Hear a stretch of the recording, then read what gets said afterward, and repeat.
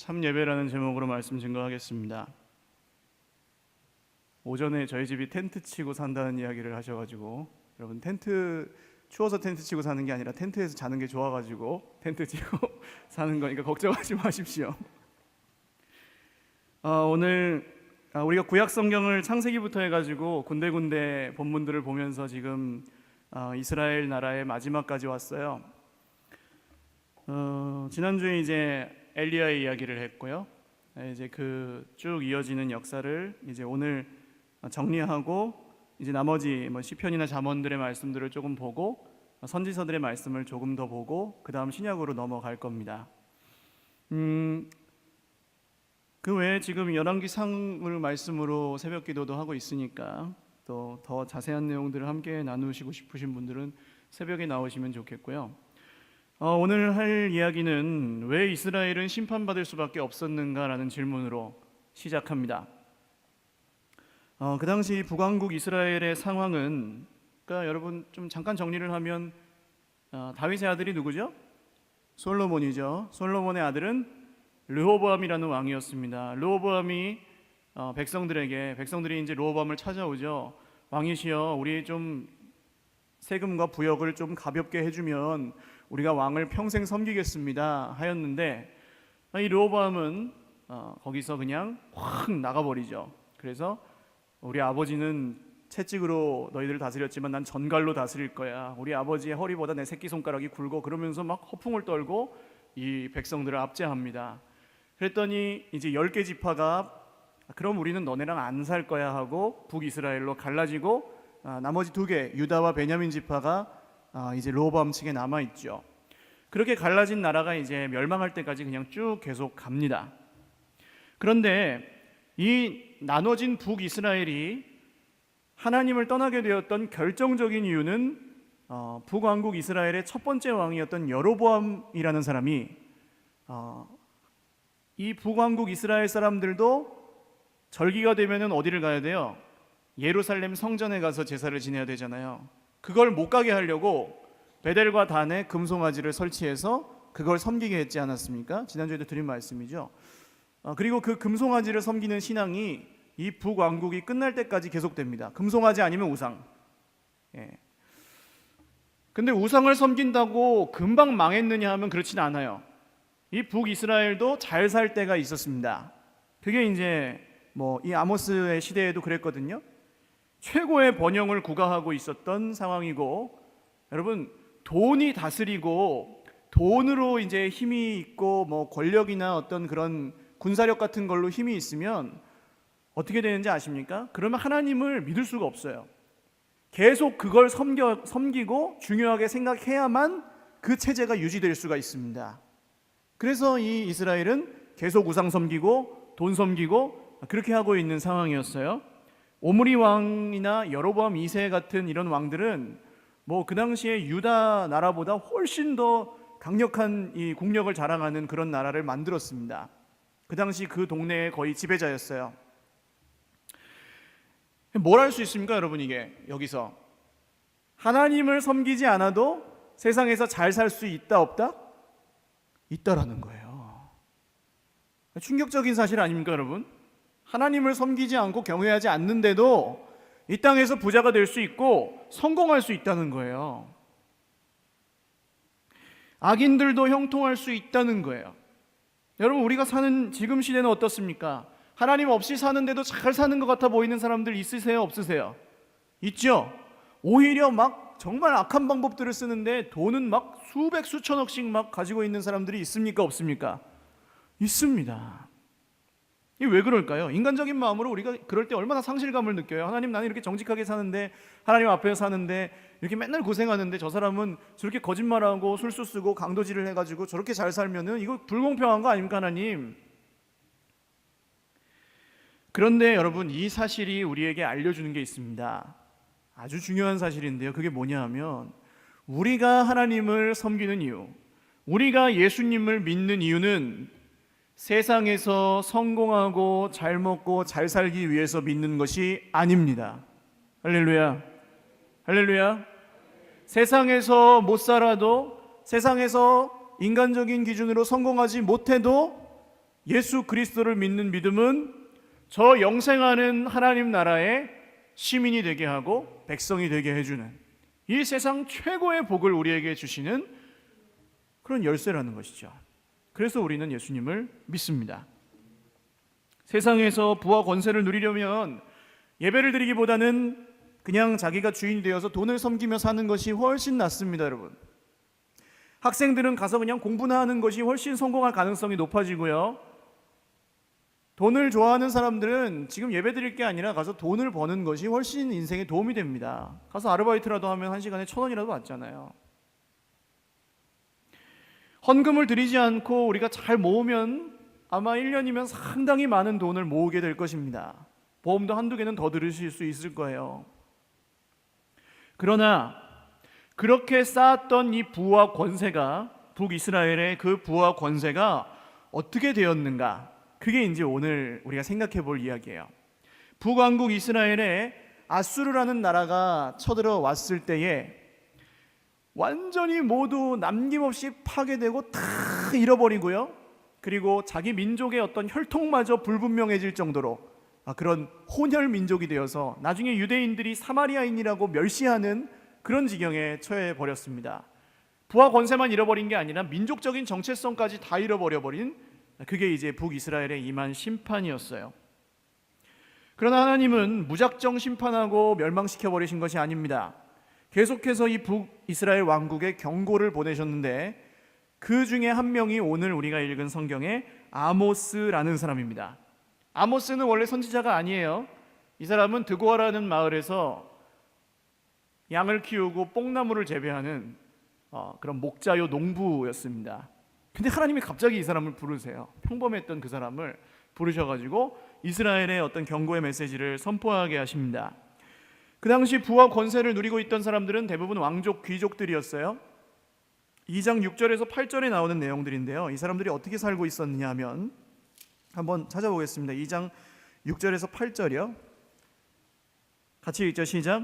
여호와께서 이와 같이 말씀하시되 이스라엘의 서너 가지 죄로 말미암아 내가 그 벌을 돌이키지 아니하리니 이는 그들이 은을 받고 의인을 팔며 신 한 켤레를 받고 가난한 자를 팔며 힘 없는 자의 머리를 티끌먼지 속에 발로 밟고 연약한 자의 길을 굽게 하며 아버지와 아들이 한 젊은 여인에게 다녀서 내 거룩한 이름을 더럽히며 모든 제단 옆에서 전당 잡은 옷 위에 누우며 그들의 신전에서 벌금으로 얻은 포도주를 마심이니라. 아멘.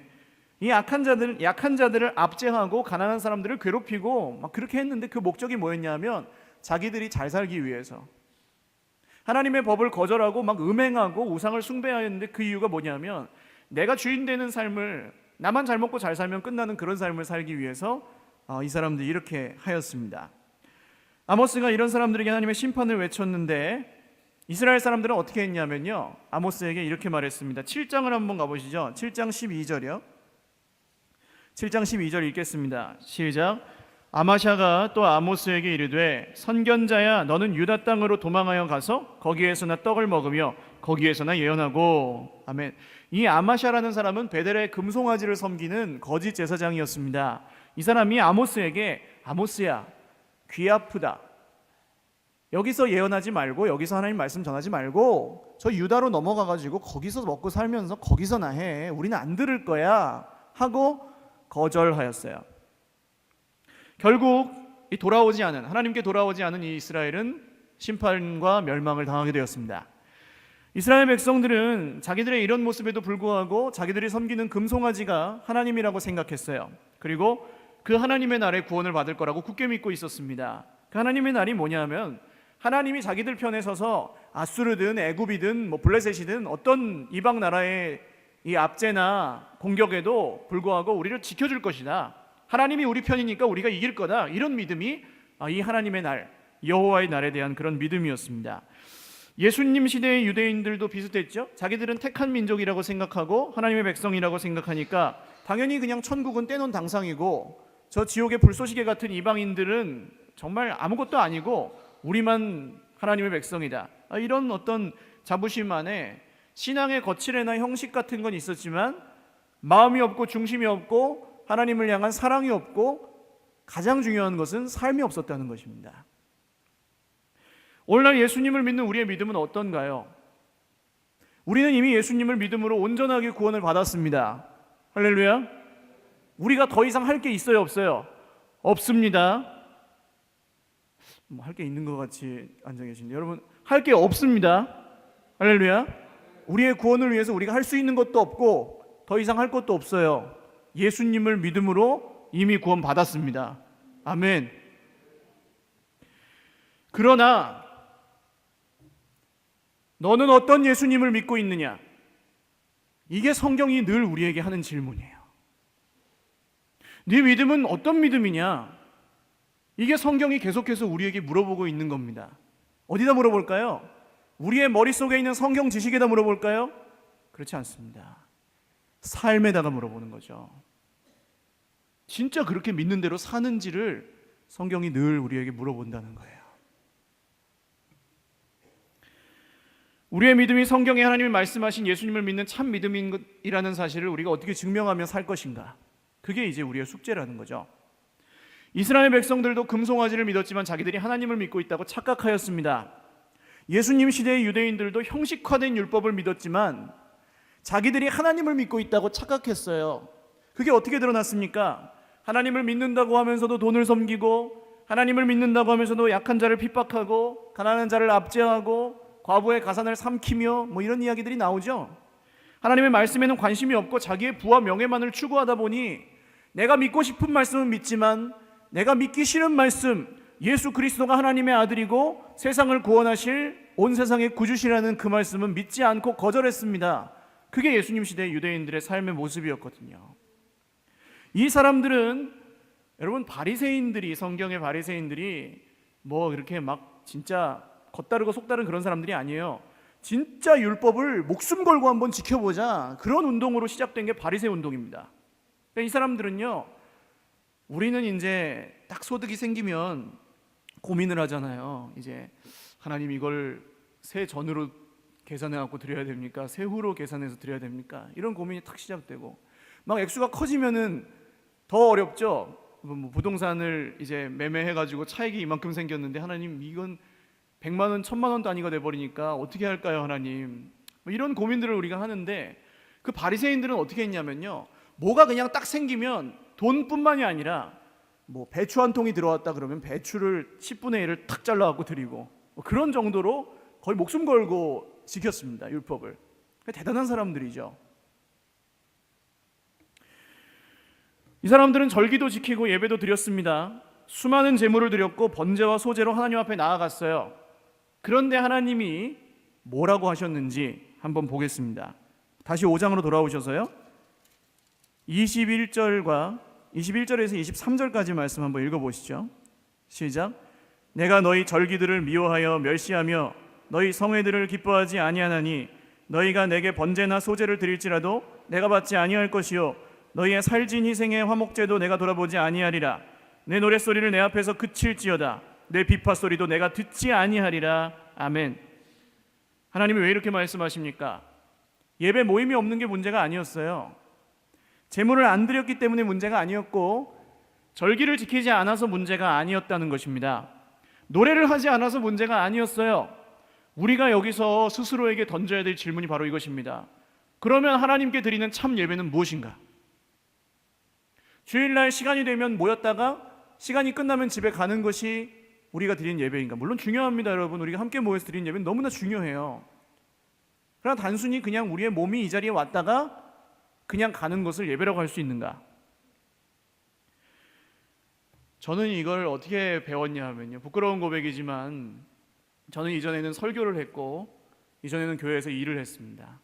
목사가 설교를 하고 교회에서 일하는 게 뭐 대단한 일이냐, 당연한 일이지 라고 생각하시겠지만, 여러분, 목사는 설교하는 사람이 아닙니다. 하나님을 예배하는 사람이었더라고요. 제가 그걸 모르고 목사가 됐습니다. 목사는 교회에서 일하는 사람이 아닙니다.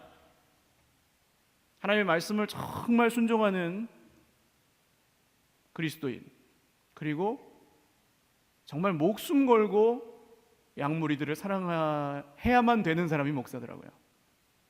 근데 그전에는 몰랐어요. 그걸 안다고 생각했는데 몰랐어요. 그래서 예배드리지 못하고 그냥 설교만 하고 영혼을 사랑한다고 하면서 어느새 보면 일을 하고 있고. 오전에 원로 목사님이 하셨던 고백 같은 그런 고백은 뭐 여기서 나오는 겁니다. 이전에 자랑하던 것들이 다 자랑거리가 아닌 이유는 그걸 배설물로 여기기 위해서 애쓰는 게 아니에요. 배설물로 여겨야지. 이전에 내 학벌, 뭐 재산 이런 거 자랑하던 건 내가 배설물로 여겨야 돼. 배설물로 여겨야 돼. 이래서 배설물로 여기는 게 아니고 진짜를 얻었기 때문에 이제는 그런 것들은 별로 귀하지 않은 것입니다. 막 헌신하고 희생하려고 애써서 하는 게 아니더라고요. 짐 엘리엇 선교사 이야기 지난번에 한번 드렸죠. 이 사람이 유명한 말을 남겼습니다. 영원한 것을 위해 영원하지 않은 것을 포기하는 것은 결코 희생이 아니다. 그래서 제가 뭐라 그랬습니까? 투자라고 말씀드렸죠. 투자 개념에 가까운 거예요. 우린 진짜를 가졌으니까. 그러니까 대접 못 받아도 억울하지 않게 되고, 높아지지 않아도 기분 안 나쁘고, 돈이 없어도 궁색하지 아니하고, 남보다 못나도 별로 비교하지 않게 되고, 그렇게 되는 겁니다. 그래서 여러분 행복해지더라고요. 예수님 믿는 게.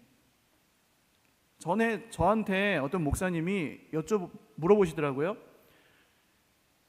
예수님 믿는 게 행복하냐고요. 예수님을 믿어서 진짜 기쁘냐고요. 그리고 그게 얼굴로 드러나고 말로 드러나고 행동으로 드러나고 있냐고요. 여러분 어떠십니까? 예수님 믿는 게 정말 행복하세요? 예수님을 믿어서 정말 기쁘세요? 세상의 그 어떤 어려움도 그 기쁨을 빼앗아가지 못한다고 고백하세요? 할렐루야. 여러분 그 마음이 예배하는 마음입니다. 교회에서 일만 하고 설교만 했을 때 느끼지 못했던 그런 행복이 하나님을 예배할 때 저에게 임하더라고요. 물론 시시때때로 흔들리고 넘어집니다만 그래도 하나님이 주시는 은혜 때문에 하나도 힘들지 않고, 하나도 억울하지 않고, 하나도 아까울 거 없고, 하나도 자랑할 거 없는 그런 인생으로 변화되더라고요. 여러분 그렇게 변하고 나니까 너무나 행복하고, 정말 하나님의 은혜가 아니면 살 수 없는 인생이라는 것이 얼마나 감사한지. 할렐루야. 여러분 하나님의 은혜로만 사는 인생, 하나님만 자랑하는 인생, 예수님만 주인 되시는 인생, 예배하는 인생 되시기를 주님의 이름으로 축원합니다. 하나님이 원하시는 참 예배는 다른 것이 아닙니다. 화려한 찬양이 없어도, 장엄한 성가가 없어도, 달변의 설교가 없어도, 수많은 사람들이 자아내는 압도적이고 엄숙한 그런 분위기가 없어도 괜찮아요. 여러분 하나님은 하나님을 사랑하는 이 평범한 아모스 같은, 이 사람은 선지자도 아니고 선지자의 아들도 아니었거든요. 그냥 농부고 목자였거든요. 이 사람처럼 말로만 하나님을 사랑하는 것이 아니라 삶으로 하나님을 사랑하고, 할렐루야, 그 삶을 살아내려고 전심으로 몸부림치는 그 사람의 예배가 참 예배라는 것입니다. 그러니까 예배는요, 형식도 순서도 중요하지 않고 뭐가 중요할까요? 예배 드리는 예배자가 중요한 겁니다. 예배자가 바뀌면 예배가 바뀌는 거지, 형식을 바꿨다고 해서 예배가 달라지지 않아요. 여러분, 저와 여러분이 날마다 하나님을 예배하는 참 예배자로 바뀌어 가시기를 주님의 이름으로 축원합니다. 24절 읽겠습니다. 그럼 그 참 예배가 정말 무엇인지, 하나님이 오늘 뭘 원하시는지 같이 읽겠습니다. 24절 시작. 오직 정의를 물같이 공의를 마르지 않는 강같이 흐르게 할지어다. 아멘. 여러분 이 말씀 처음 보시는 분 계세요? 다 아시죠? 이 말씀 한 번쯤은 다 보셨죠? 아모스 성경을 잘 모르시는 분들도 이 말씀은 아실걸요? 오직 정의를 물같이 공의를 마르지 않는 강같이 흐르게 할지어다. 여러분 많은 사람들이 한국 교회의 어떤 아픔과 어려움들을 이유로 교회를 등지고 있습니다. 가난한 성도라는 말이 어제 오늘 일이 아니죠. 실제로 아파요. 그러나 오늘 성경은 뭐라고 말합니까? 아무리 타락하고, 아무리 악인들이 형통하고, 아무리 하나님의 이름이 땅에 떨어진 것 같고, 아무리 희망이 없고, 아무리 소망이 없는 것 같아도 북이스라엘 상황이 그렇잖아요. 그럴지라도 누구는요, 이 말씀을 듣는 너는 오직 정의를 물같이 공의를 마르지 않는 강같이 흐르게 할지어다. 할렐루야. 이게 우리가 드릴 참 예배입니다. 그래서 참 예배를 드리면 여러분 상황과 환경이 보이지 않게 되는 거예요. 하나님만 보이는 거예요. 세상과 나는 간 곳 없고 구속한 주만 보이도다. 예배하는 사람에게만 나오는 고백인 거예요. 이게 세상과 나도 간 곳이 없어요. 주님만 보여요. 여러분, 근데 이 정의와 공의가 왜 물처럼 강처럼 흘러야 될까요? 왜 흐른다 그럴까요? 이걸 정의가 흐르는 겁니까? 이루어지는 거지 원래. 근데 왜 이걸 흐르라 그럴까요? 하나님의 정의는 우리가 실현하는 게 아니에요. 하나님의 정의는, 하나님의 공의는 그냥 물처럼 위로부터 아래로 임하는 것입니다. 그러니까 흐르는 거예요. 근데 그것을 애써 가로막는 것이 우리의 죄된 모습들인 거죠.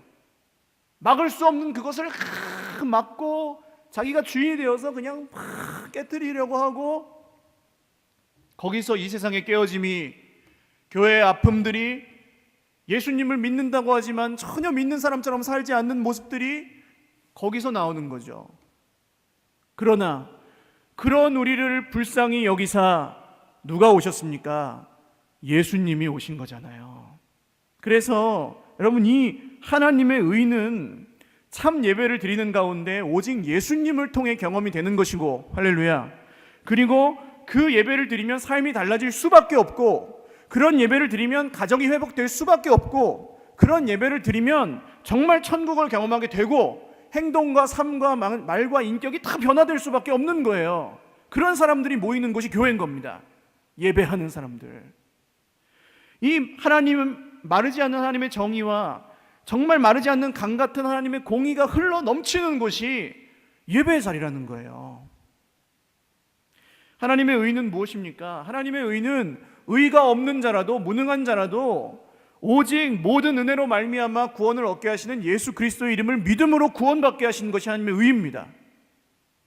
그래서 그 말씀을, 예수님의 말씀을 사모하고 그 말씀에 절대적으로 순종하면서 삶의 모든 영역들을 하나님의 나라로 바꾸어가는 실제적인 모습들이 있을 때, 여러분, 압제당하는 자들 그냥 내버려두면 안 되죠. 그런 사람은 나랑 상관없다고 그냥 뭐 다 굶어 죽어도 상관없고 이러면 안 되는 거예요. 그러니까 우리가 선교도 하고 전도도 하고 구제도 하는 겁니다.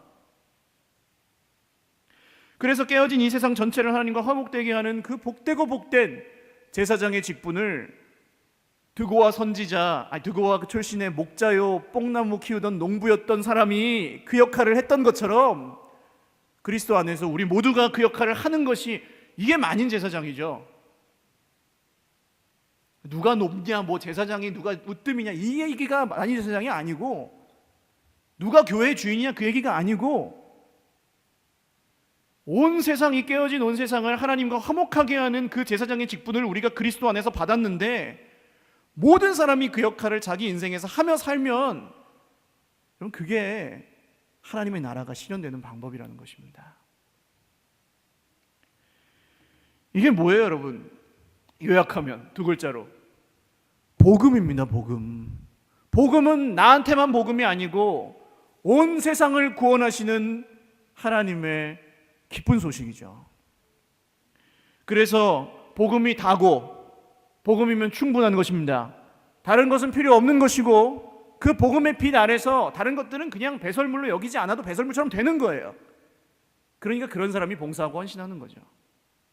애쓰지 않아도 그렇게 하게 되는 겁니다. 그걸 아니까. 여러분, 이제는 조금 그렇게 예수님을 제대로 믿기 시작해서 믿으시다 보면 어떻게 됩니까? 이전에 즐기고 자랑하던 그 모든 것들이 그냥 배설물로 여겨지는 정도가 아니고 막 싫어지고 염증이 나고 멀어지게 되어 있어요. 그냥 자연스럽게. 진짜 내가 예수님을 제대로 믿고 있으면 나타난 증거가 그겁니다. 참아서 막 이거 하고 싶은데 참아야 돼, 이렇게 막 억지로 가는 길이 아니라, 진짜 예수님을 제대로 믿으니까 이런 애들은 그냥 막 염증이 나고 싫어지는 거예요. 그게 증거예요. 참 예배 드리는 사람의 증거. 그래서 여러분, 이 복음이 우리의 삶을 너무나 강력하게 주장하고 있기 때문에 우리는 그 능력으로 살 수 있는 것입니다. 다시 정리하면요, 하나님의 의는 위에서 아래로 흐르고요, 우리가 잘났다고 막 주인 되어서 이렇게 팍 서 있으면 그 의가 흐르질 않아요. 우리를 통해서는. 그때 그런 팍 서 있는 우리를 깨뜨리시고 박살내시는 게 누구냐? 예수 그리스도십니다. 그래서 예수님을 통해 우리는 하나님 앞에 엎드리게 되고 하나님을 경외하게 되고 하나님의 말씀을 순종하게 되죠. 거기서 하나님의 의가 이제 우리를 통해 자연스럽게 흘러가는 거예요. 그게 예배입니다. 이 예배예요. 사랑하는 여러분, 이 예배가 드려질 때 더 이상 믿음 따로 삶 따로 말 따로 행동 따로 살게 되지 않습니다. 반드시 변해요. 더 이상 마음에는 원이로되 육신이 연약하다는 핑계가 우리를 주장하지 못해요. 내가 그리스도와 함께 십자가에 못 박혔으니 이제 내 안에 사는 분이 그리스도니 내게는 죽는 것도 유익함이라는 고백이 그냥 막 나오는 거예요. 여러분, 이 말씀이 어떤 믿음 좋은 사람의 이야기가 아니라 오늘 드고아 출신의 목자여 농부였던 아주 평범했던 선지자도 아니고 선지자의 아들도 아니었던 아모스를 통해 저와 여러분에게 주시는 하나님의 음성임을 믿으시기를 바랍니다. 그리고 우리가 그 참 예배를 드릴 때 정말 하나님은 우리를 통해 역사하신다니까요. 이렇게 평범하고 이렇게 못난 사람을 통해 하나님의 놀라운 일을 이루실 것입니다. 나이가 무슨 상관이에요? 지식이 무슨 상관이에요? 가진 게 뭐가 필요합니까? 하나님이 돈 없어서 일 못하시는 분 아니잖아요. 우리가 믿는 하나님은. 말씀을 맺습니다. 신약 성경에 가보시면요, 데살로니가 후서 성경이 이 아모스가 이야기했던 주의 날에 대해서 이야기하는 구절이 있습니다. 1장 4절에서 12절인데요 데살로니가 후서로 한번 가보시죠. 1장 신약 성경 데살로니가 후서 1장입니다. 죄송해요, 이 자막을 준비를 못해서. 데살로니가 후서 1장 4절에서 12절. 천천히 한번 읽겠습니다. 여러분, 천천히 한번 음미하면서 읽어보세요. 그날이 어떤 날인지. 읽겠습니다. 시작. 그러므로 너희가 견디고 있는 모든 박해와 환난 중에서 너희 인내와 믿음으로 말미암아 하나님의 여러 교회에서 우리가 친히 자랑하노라. 이는 하나님의 공의로운 심판의 표요 너희로 하여금 하나님의 나라에 합당한 자로 여김을 받게 하려 함이니 그 나라를 위하여 너희가 또한 고난을 받느니라. 너희로 환난을 받게 하는 자들에게는 환난으로 갚으시고 환난을 받는 너희에게는 우리와 함께 안식으로 갚으시는 것이 하나님의 공의시니 주 예수께서 자기의 능력의 천사들과 함께 하늘로부터 불꽃 가운데 나타나실 때에 하나님을 모르는 자들과 우리 주 예수의 복음에 복종하지 않는 자들에게 형벌을 내리시리니 이런 자들은 주의 얼굴과 그의 힘의 영광을 떠나 영원한 멸망의 형벌을 받으리로다. 그날에 그가 강림하사 그의 성도들에게서 영광을 받으시고 모든 믿는 자들에게서 놀랍게 여김을 얻으시리니 이는 우리의 증거가 너희에게 믿어졌음이라. 이러므로 우리도 항상 너희를 위하여 기도함은 우리 하나님이 너희를 그 부르심에 합당한 자로 여기시고 모든 선을 기뻐함과 믿음의 역사를 능력으로 이루게 하시고 우리 하나님과 주 예수 그리스도의 은혜대로 우리 주 예수의 이름이 너희 가운데서 영광을 받으시고 너희도 그 안에서 영광을 받게 하려 함이라. 아멘. 이것이 우리에게 약속된 마지막 날의 약속입니다. 여러분, 아까 우리 강도사님도 찬양 인도 중에 말씀하셨잖아요. 우리는 날마다 일어날 때마다 썩을 것을 위해 살게 되는 그런 유혹을 받습니다. 그러나 아침마다 새로운 주의 은혜가 다시 썩지 아니할 것, 영원한 것으로 우리를 이끌어가죠. 그 은혜로만 사는 저 여러분의 삶이 되시기를 주님의 이름으로 축원합니다. 오늘은 제가 찬양을 한 곡 드리고 같이 기도하려고 하는데요, 그래도라는 찬양입니다. 이렇게 연약하고 부족한 우리를 그럼에도 불구하고 사랑하시고 구원하시는 하나님의 그 은혜에 감격함으로 함께 찬양하고 기도하겠습니다.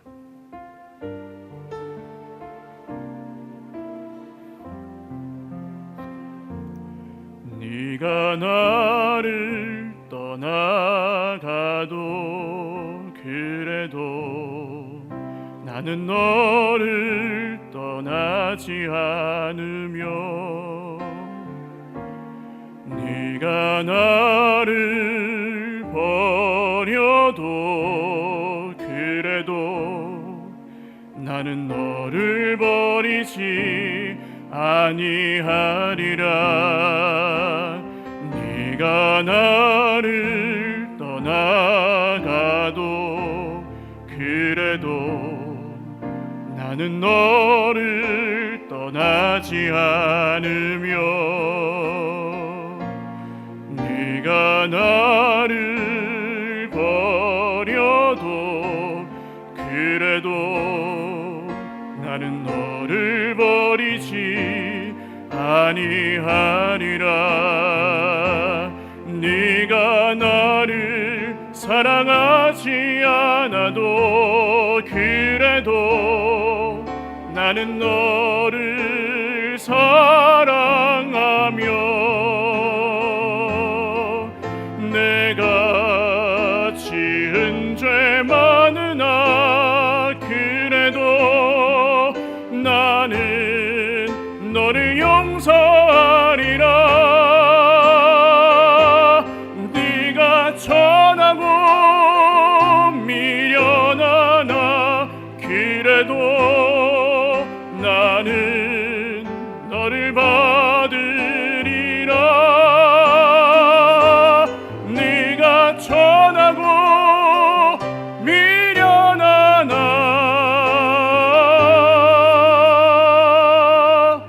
나는 너를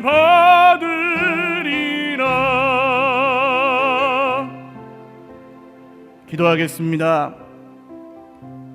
천하고 미련하고 날마다 하나님을 배반하고 예수님이 우리를 위하여 이루신 하나님의 의와 그 놀라운 구원을 대적하며 또다시 하나님의 원수된 자리로 돌아가려고 하는 우리의 죄악된 본성을 하나님 긍휼히 여겨 주셔서 더 이상 마음에는 원이로되 육신이 연약하다고 핑계하지 아니하고 하나님을 섬기게 하여 주옵소서. 참 예배를 드리며 깨어진 이 세상을 치유하는 내 코가 석자라 남 돌아보지 못하는 그런 인생이 아니라 정말 하나님이 나를 부르신 그 목적대로 쓰임받는 화목하게 하는 제사장의 직분을 우리 모두가 감당할 수 있게 하여 주옵소서. 기도하겠습니다. 하나님 아버지, 공의를 물같이 정의를 흐르는 강같이 이 땅 가운데 임하게 하여 주옵소서. 하나님이 하고 계시는 일들을 가로막는 아버지여 나의 모든 죄성과 나의 모든 악한 본성이 오늘 성령의 능력으로 완전히 거꾸러지게 하시고 완전히 그리스도 예수의 십자가에 못 박히게 하셔서 하나님, 깨어진 인생 가운데 빛을 주신 주님, 저주받은 인생 가운데 구원을 주신 주님, 하나님 오늘 우리의 입술에 아버지여 거짓된 믿음의 고백은 다 가져가시고 이제 삶으로 증명되는 참 믿음과 하나님 거칠애와 형식의 예배가 아닌 중심으로 마음으로 드리는 하나님께 드리는 그 예배와 삶의 변화가 실제로 나타날 수 있도록 은혜를 주시옵소서. 사람이 변화시킬 수 없고 하나님 아무리 몸부림치고 결심해도 되지 않는 그것이 오늘 그리스도 안에서 가능할 줄 믿사오니 공의를 물같이 정의를 강같이 이 땅 가운데 흐르게 하시고 하나님 모든 아픔들이 치유되고 모든 압제받던 자들과 약한 자들이 하나님의 공의로 아버지여 은혜로 구원받고 새롭게 되고 치유받는 그 나라가 이 땅 가운데 임하여 주옵소서. 한 번 더 기도할 때에 공의가 무너지고 정의가 무너진 것처럼 보이는 우리가 사는 이 세상을 위해서 기도했으면 좋겠습니다. 하나님, 이 세상에서 악인들이 형통하고 수많은 의인들이 핍박당하고 정말 많은 사람들이 그 깨어진 세상 속에서 사고로 질병으로 여러 가지 고난으로 핍박으로 죽어가고 있는 이때에 하나님 공의를 물같이 하나님의 정의를 하수같이 강같이 흐르게 하옵소서. 참 예배가 드려지게 하시고 한국교회의 모든 예배와 예배자들의 삶이 회복되게 하셔서 목회자들이 온전히 하나님 앞에 다시 무릎 꿇고 하나님, 모든 하나님의 백성들이 하나님의 백성답게 살아가는 참 예배를 삶 가운데 드릴 수 있도록 한국교회를 불쌍히 여겨 주옵소서. 기도하겠습니다. 하나님 아버지, 이 세상을 치유하시고 구원하시는 예수님의 복음을 믿습니다. 한국교회를 긍휼히 여겨 주옵소서. 이 나라의 민족을 긍휼히 여겨 주옵소서. 깨어져가는 세상을 긍휼히 여겨 주시고 하나님, 깨어진 세상에서 눈물 지으며 슬퍼하고 압제받는 모든 사람들을 긍휼히 여겨 주시옵소서. 하나님, 오늘 우리가 하나님 앞에서 그 공의와 정의를 예배를 통하여 실현하기를 원하고 예배 가운데 예수님만 높아지시며 나는 죽어서 그 공의와 정의가 정말 우리의 삶과 사역 가운데 흐르고 하나님, 이것이 어떤 믿음 좋은 사람들의 이야기가 아니라 하나님이 이루시는 하나님의 의와 하나님의 복음이 아버지여 정말 실현되는 그런 세상을 우리가 꿈꾸며 나아갑니다. 주님, 마음의 능원이로도 육신이 연약하다는 모든 핑계가 사라지게 하시고 그리스도 안에서 우리가 능히 아버지여 다른 모든 것은 배설물로 여기고 예수님만 의지하여 이룰 수 있게, 예수님만 의지하여 화목할 수 있게, 예수님만 의지하여 치유하고 회복하시는 그 하나님의 손에 온전히 쓰임받는 인생이 되도록, 쓰임받는 우리 교회가 되도록 주여 고쳐주옵소서. 치유하옵소서. 눈물 흘리게 하시고 변화시켜 주시고 하나님, 그냥 그 자리에 가만히 있지 않고 주의 말씀에 반응할 수 있도록 믿음을 허락하여 주옵소서.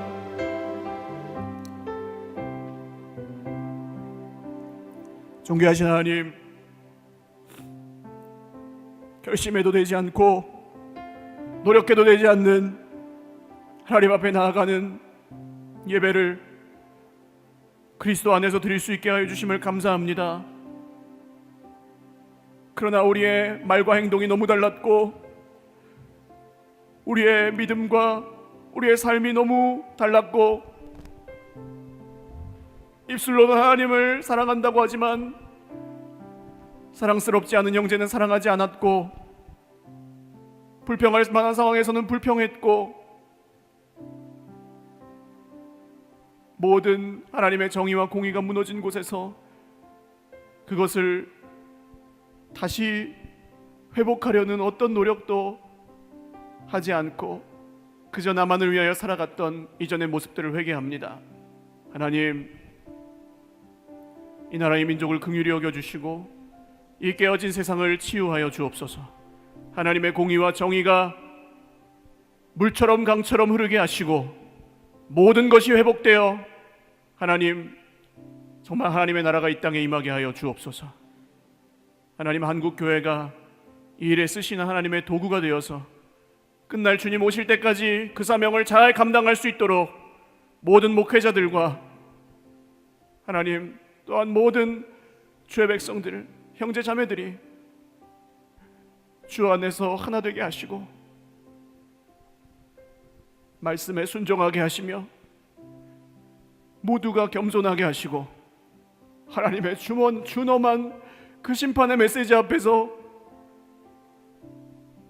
그저 좋게 형편 따라 살아가지 않도록 믿음으로 살 수 있도록 우리를 지켜 주옵소서. 하나님, 오늘도 삶의 여러 가지 핍박과 환난 가운데 주님의 약속의 날을 기다리며 그 말씀을 붙듭니다.